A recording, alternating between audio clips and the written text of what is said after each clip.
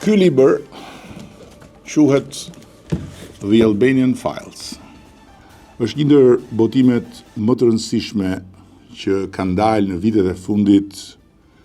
në dritën e skenës së arkitekturës dhe zhvillimit urban në Europë dhe në botë. Është një botim i ri i kohëve të fundit dhe ka brenda punët, projektet, idet, shënimet e 60 arkitektëve dhe studiove me një reputacion të padiskutueshëm ndërkombëtar, të cilat i lidh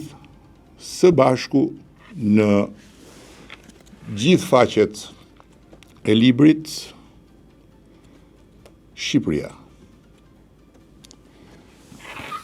Tani nuk dua të flas për librin, po dua të flas për një inkuizicion që ka nisur lidhur me librin. Një inkuizicion që buron nga fryma e bulevardit, ku protesta e filluar për natyrën ka krijuar shumë degë të tjera dhe një nga degët është pikërisht dega inkuizicionale, e cila përndjek në thonjze natyrisht, por jo sepse nuk përndjek, por sepse përndjek në kuptimin me fjalë, me akuza, me shpifje. Një nga gjërat dhe një nga grupet më të rëndësishme që i ka ndodhur dhe që janë qasur Shqipërisë së këtyre 30 vite, po dhe historisë së Shqipërisë. Njerëz të cilët thash e kanë bërë emrin dhe historinë e tyre në skenën e arkitekturës botërore dhe që janë mbledhur pavarësisht nga njëri tjetri në Shqipëri, siç u mblodhën dikur në New York në vitet 30, duke dhënë kontribute të cilat ndër të tjera do të bëjnë që ky vend dhe vajzat e djemt e këtij vendi, arkitekte, urbaniste, nesër të nxjerrin nga gjiri i tyre ndonjë emër apo më shumë se një emër, shqiptari apo shqiptare që do të shkëlqejnë në skenën e botës, sepse në ndërkohë këtu në Shqipëri,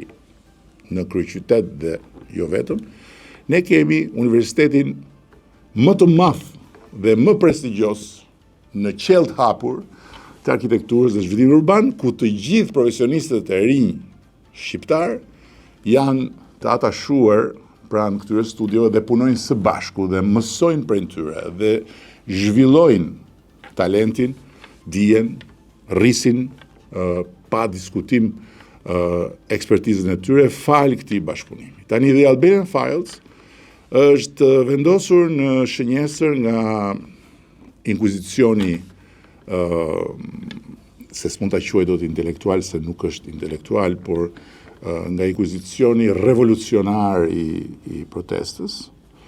ndërkohë që nuk është libri im dhe nuk është një botim i kontrolluar prej meje. Unë thjesht kam dhënë aty një kontribut me një tekst parathënës. Një tekst parathënës që është patjetër krenari që unë si kryeminist i Shqipërisë të isha i ftuar ta shkruaja dhe që së bashku me gjithë këtë armat arkitektesh dhe profesionistësh të jashtëzakonshëm, të cilët janë pedagogë në universitetet më të mira të botës, ndër të tjera, të cilët thirren për të bërë konferenca mbi arkitekturën për të rejat, për të rinj, për të interesuarit dhe paguhen saqimet e kokës në vende të tjera, dhe ka ardhur si një projekt editorial tërësisht i pavarur, është konceptuar, është kuruar nga Aneke Abeglak dhe siç thash janë kontribute të studiove që punojnë në Shqipëri 2 dekadë e fundit. 2 dekadë. Është diçka fenomenale. Patjetër që ka gjëra të diskutueshme, patjetër që ka gjëra të debatueshme, të kritikueshme, çfarë të doni, por që ti qepesh një botimi të tillë, njësoj si të ishte koha e revolucionit kulturor kines, dhe mbi të gjitha pastaj të kapesh me një tekst i cili është një tekst auto-ironik i një arkitekti që përfaqëson njërin prej studieve më të mëdha në historinë e arkitekturës bashkëkohore, studion OMA, të themeluar edhe të udhëhequr nga legjendari Rem Koolhaas. Ky është kulmi. Ky është kulmi. E para që ky tekst i vën aty, i cili në mënyrë auto-ironike është një letër drejtuar meje, e cila natyrisht është një letër që mua s'më ka ardhur, se s'kishte as se pse të më vinte, është shënim në dosjen e arkitektit, ku më thot pse duhet bëhem dhe zgjedhje, ti mund bëhesh mbret dhe të bësh atë që bënin mbretërit për arkitekturën e tjerë, çështje dilemash edhe problematika që s'kan lidhje fare me ndonjë thirrje reale për të bërë mbret. Është kthyer kokë poshtë. Por tregon që në fakt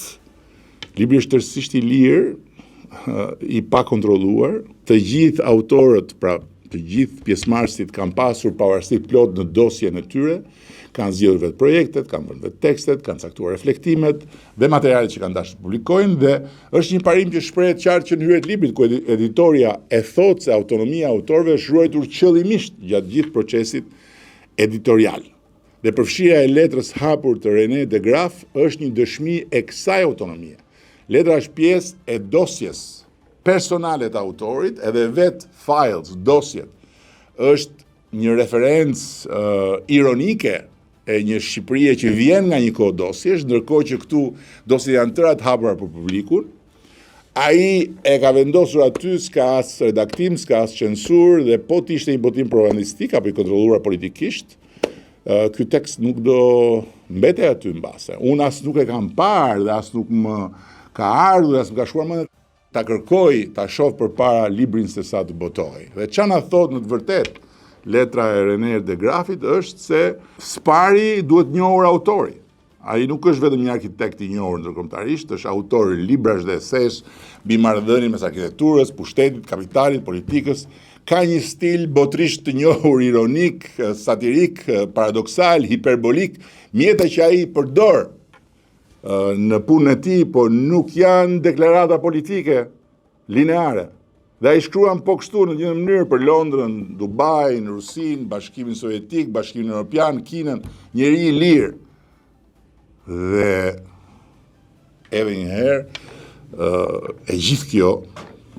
kthehet në një nga shumë tekstet e akuzës inkuizicionale